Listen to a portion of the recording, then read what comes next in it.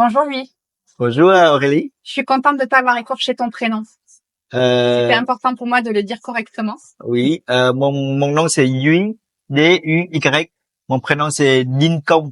Lincoln. Đinh Công. Lincoln. Voilà. Voilà, j'ai Okay. commencé à parler vietnamien. Donc on vient de passer quelques heures ensemble. Je vais expliquer pourquoi on est là. Donc pendant 2 ans, on a commercialisé sur notre boutique en ligne BioVie des noix de cajou crues qui venaient de Maison Chance. C'était un projet qui nous tenait à cœur, qui était très important pour nous, et on l'a arrêté parce que on a eu des problèmes de trésorerie dans notre entreprise au mois de mai de l'année dernière, et il a fallu qu'on change notre façon de faire, c'est-à-dire que on travaillait beaucoup avec le cœur, et là il a fallu que les chiffres et la raison interviennent, et on s'est rendu compte que le prix qu'on vendait les cajous étaient justifiés, mais étaient trop chers par rapport à ce que les gens trouvent en France. Et il y avait 2 solutions. C'était soit on augmentait encore les prix et on n'arrivait pas à vendre, soit on vous demandait de baisser le prix. Et pour nous, c'était hors de question parce qu'on savait qu'il y avait un vrai travail et il y avait beaucoup de sens dans ce que vous faites. Moi, j'aimerais aujourd'hui que tu expliques qu'est-ce que la Maison Chance ou qu'est-ce que sont les Maisons Chance. Et déjà, je tiens à préciser quelque chose, c'est que tu parles un français impeccable. Merci. Et c'est vraiment très chouette. Ça a été une visite qui était vraiment très, très chouette. Donc, Oui. je te laisse la parole. Et si j'ai besoin, des fois, je vais te poser des questions supplémentaires. Ok. Voilà.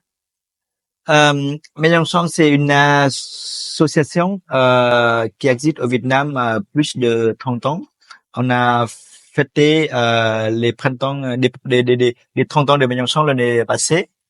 Et puis Maison Chance qui a créé par une Suissesse, elle s'appelle Aline Repos, mais son nom vietnamien maintenant c'est Tim. Tim c'est le cœur en vietnamien. D'accord. Et puis depuis plus de 30 ans, à Ho Chi Minh Ville, Maison Chance on a 3 sites différents.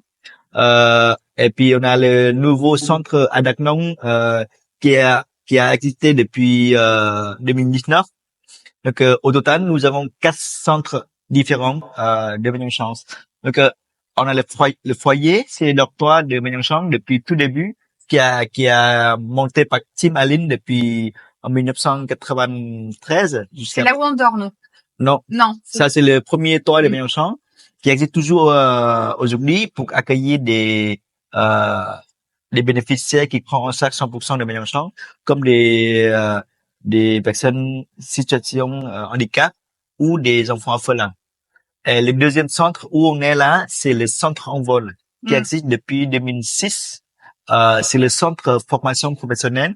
C'est le centre pour donner le travail pour des personnes handicapées et des jeunes défavorisés. Et aussi le bureau de Maison Chance. Le troisième site, c'est où vous logez. Ouais. C'est le village Chance qui s'appelle. Et le village Chance, on a inclus une école primaire, le garderie pour les enfants défavorisés et les enfants orphelins et les enfants handicapés. Alors, handicapé, on est d'accord, c'est handicapé mentaux, léger handicap.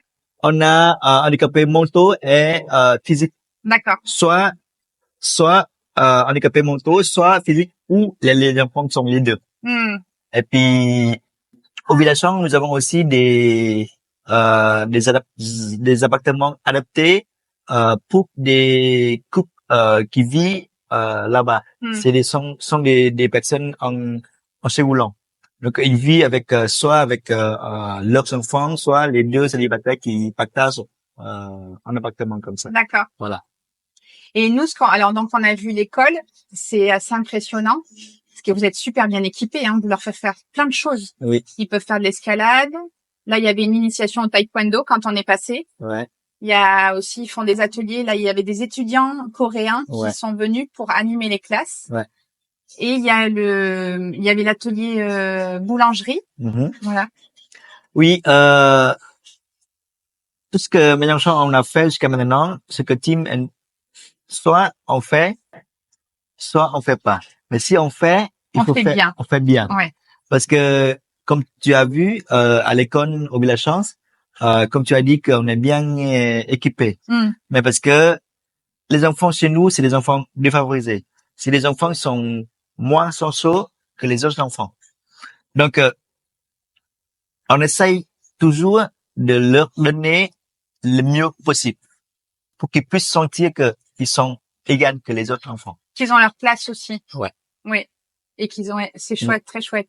Et là, on a donc pendant l'interview, tu sais, nous on va faire du montage vidéo et on va mettre des petits extraits que j'ai filmés. Donc on mettra à l'atelier boulangerie.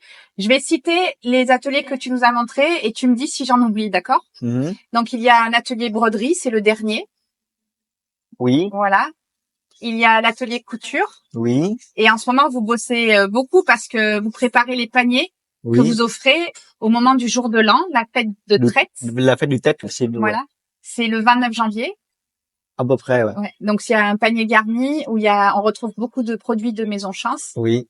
Et donc, il y a l'atelier couture que j'oublie pas. Il y a l'atelier peinture qui est juste incroyable. Oui. Et il y a des peintures partout dans le centre. C'est juste magnifique. Il y a l'atelier bijouterie. Oui. Qui est très beau aussi. Enfin, c'est moi, c'est là où je suis. La salle informatique aussi. Oui. Mais ça me touche moins, l'informatique, tu sais. Il y a moins d'esthétique.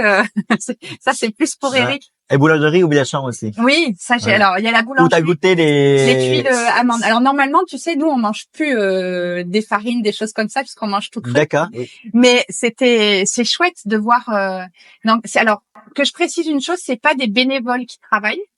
C'est des gens qui sont employés par Maison Chance pour apprendre à d'autres personnes un métier. Est-ce que j'ai oublié? Donc, il y a l'informatique, il y a le montage. J'ai oublié quelque chose peut-être, non? Non, actuellement. Non, on a tout dit là. Ouais. Ça, c'est ça, c'est à Ho Chi Minh Vinh. Ici. Voilà. Et après, vous faites du miel. Oui. De la poudre de curcuma. Oui. Des huiles essentielles de citronnelle. Oui. J'ai perdu le mot en français. Citronnelle et citron aussi, je crois. Et le miel, c'est du miel toute fleur. Ouais. Voilà. Il y a aussi du café. Il y a aussi les cajou. Les noix de cajou, les fameuses. Ouais. Et il y a les noix macadamia. Voilà, exactement. Et nous, on aimerait bien retravailler avec. Ça, c'est les produits qui viennent de Dak Nong. D'accord. Où Dak Lak, c'est une des provinces au plateau au Vietnam. Où Dak Nong, c'est où on a le nouveau centre de Mae Chong là-bas depuis 2019. Donc dans nos centres, on a aussi une. C'est la carte que tu nous as montrée. Voilà. Une salle de fabrication.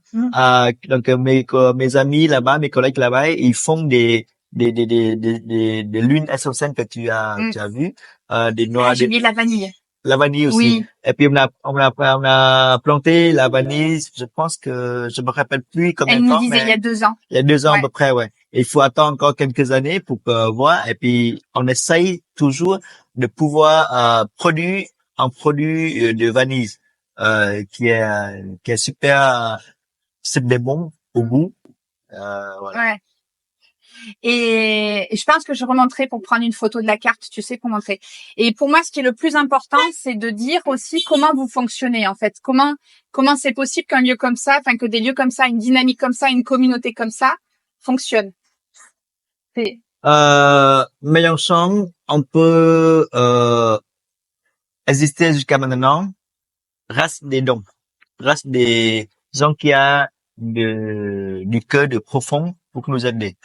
Donc, mais bien sûr que Tim, notre fondatrice et notre directrice, elle travaille beaucoup aussi pour créer des relations, créer des contacts, créer des amis, pour d'avoir plein amis qui aiment Mae Chong, qui veulent aider Mae Chong. Donc, nous, on peut aider les moissons au Vietnam, c'est grâce des dons. Voilà. Et puis, comme j'ai dit tout à l'heure, avec toi, ce que Mae Chong, on veut aider une personne, on veut aider depuis A à Z. Oui.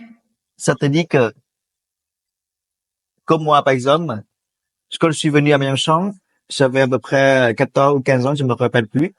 Mais quand je suis venu à Mae Chong, je savais pas ni écrire et lire le vietnamien. je parle vietnamien parce que je suis vietnamien, mais je suis jamais allé à l'école avant d'arriver à Mélenchon. Et maintenant, tu as un Et, poste à responsabilité dans l'association. et moi, quand je suis arrivé à Mélenchon, j'ai commencé à apprendre le vietnamien, écrire, lire et écrire. Après, et puis après j'ai appris le français, l'informatique, etc. Et on est d'accord pour dire que le français, c'est très facile à apprendre. Hein. Très facile, oui. Je suis devenu employé depuis, je me rappelle plus, mais en 2009 ou 2010, comme ça. Et puis là, je travaille au bureau, ça s'appelle bureau de projet de Mélenchon. Donc je travaille, mon travail, je suis responsable du site internet de Mélenchon. Je suis responsable des bénévoles francophones. Je travaille avec mes collègues, avec Tim pour que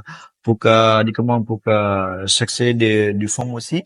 Et je m'occupe du groupe ou des gens qui passent, qui veulent voir Mélenchon, euh, mais surtout des francophones. Et puis, voilà. Ok. Et en fait, ce que tu disais qui était très important, c'est que c'est pas un centre pour handicapés dans le sens où c'est pas de l'assistanat. C'est-à-dire que vous aidez les personnes, mais surtout vous leur apprenez des compétences à donner du sens à leur vie. Voilà. On est d'accord? En général, les Vietnamiens on est très accueillants, on est très souriants. Mais de plus, Mélenchon, comme tu as dit tout à l'heure, tu m'as demandé est-ce que je suis heureux. Oui, moi je suis heureux, donc mes amis, mes frères, mes sœurs sont heureux aussi, parce que on peut vivre dans une vie commun avec Mélenchon. Donc on partage plein de choses différentes, on partage la vie, on partage le travail, on partage plein de trucs différents. Donc la plupart ils sont euros. C'est pour ça que quand chaque personne que tu as rencontré, t'as toujours sourire, mais c'est pas un sourire à forcer, hein. Il y a une dame qui veut faire l'interview avec nous. Et ça, c'est très, très commun au Vietnam. Ah oui? Ouais. C'est ça qui nous dérange. Ouais.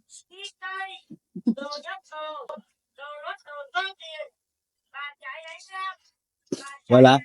Et puis, comme j'ai expliqué avec toi tout à l'heure, l'histoire du canne à pêche. Parce que il y a beaucoup de centres au Vietnam qui aident des personnes handicapées comme nous, comme chez nous. Mais eux, c'est plutôt des personnes handicapées très lourdes.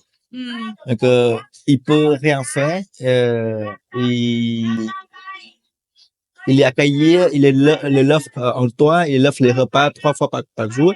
Mais chez nous, plus de ça, on veut donner aux gens la capacité de pouvoir être autonome et vivre une vie indépendante comme il veut.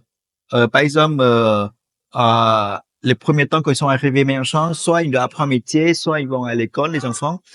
Une fois qu'ils finissent leur formation ou leur école, ils doivent soit il va retourner ici pour travailler à Mélenchon, on les paye comme salaire et eux, ils doivent repayer leur vie indépendante au village, comme je t'ai expliqué tout à l'heure. Soit c'est les enfants, ils finissent l'école ou ils finissent leur euh, université et après ils trouvent un travail pour gagner sa vie. Parce que c'est facile de donner les repas et un toit pour quelqu'un. Mais une vie comme ça, c'est un peu triste.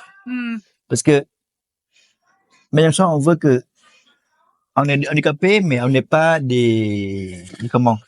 on est handicapé, mais on n'est pas des gens, on est encore vivant, tu vois. Oui. Donc, on est handicapé juste physique, mais on a encore la tête, on a encore, oui, vous avez beaucoup de choses à partager. Voilà, on a beaucoup de choses à faire. Tu sais, dans l'atelier, justement, c'est ce qui m'a beaucoup touchée quand je voyais dans l'atelier bijouterie, la maîtrise, la précision, tu vois. Et oui, on a tous des compétences et c'est chouette que une structure comme ça le rappelle, en fait.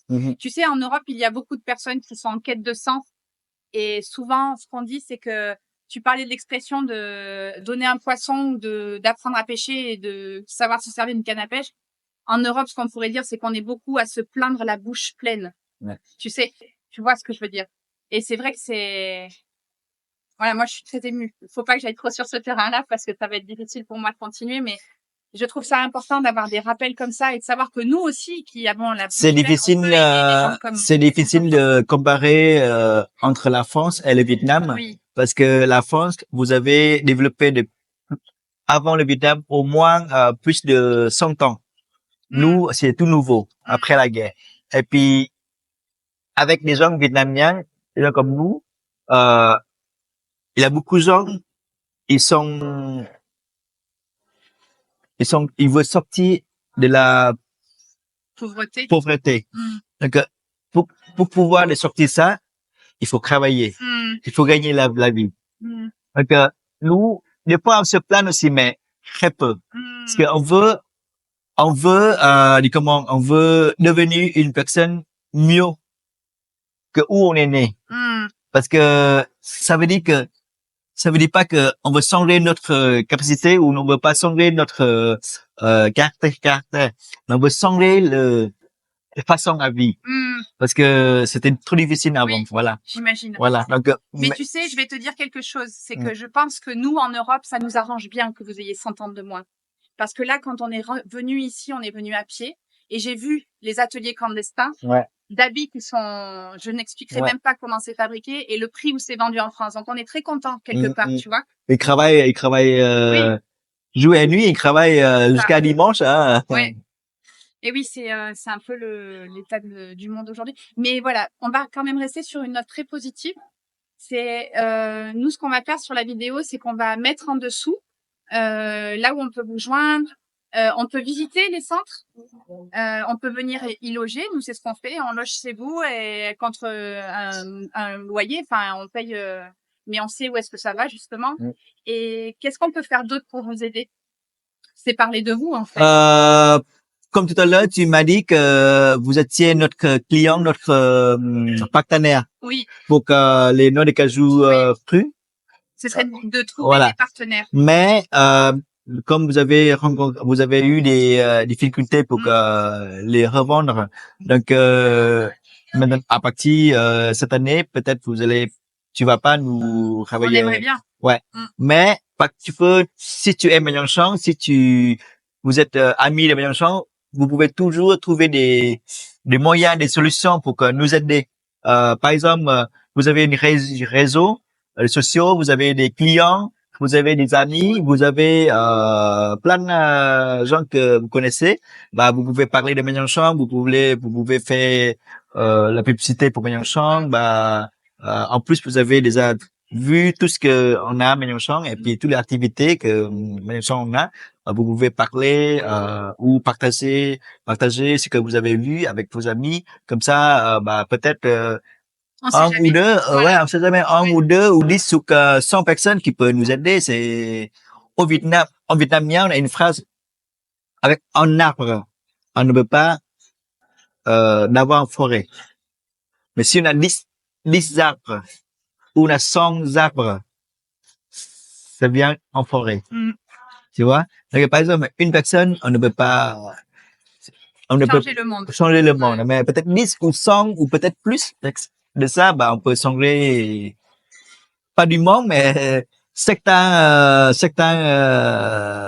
vivre pour certaines personnes. Tu vois? Génial. Voilà. Tu as des choses à rajouter? Ou tu crois que tu as tout dit? Ou tu as envie de dire d'autres choses? Je pense pas, parce que tout ce que je connais de Mélenchon, tu l'as partagé. Je les ai partagés. Et ben, moi, je vais te dire quelque chose. C'est que je suis très contente de commencer l'année en partageant cette vidéo et en ayant fait ta connaissance et en ayant passé du temps avec toi. C'était une super après-midi. Merci. C'est vraiment très chouette. Et moi aussi, je suis content de pouvoir vous rencontrer et puis passer quelques heures avec vous depuis début cet après-midi. Voilà. Et vous êtes là encore demain et après-demain, non? On est là encore demain et après-demain. Demain, on va voir un autre fournisseur. Et après-demain et après, on va découvrir un petit peu des îles au Vietnam. D'accord. Voilà. Tu verras, le Vietnam, c'est quand même un des beaux pays aussi. J'imagine. Ouais. Et surtout, la nourriture vietnamienne, c'est très bonne aussi. Il faut goûter. Merci beaucoup. Voilà.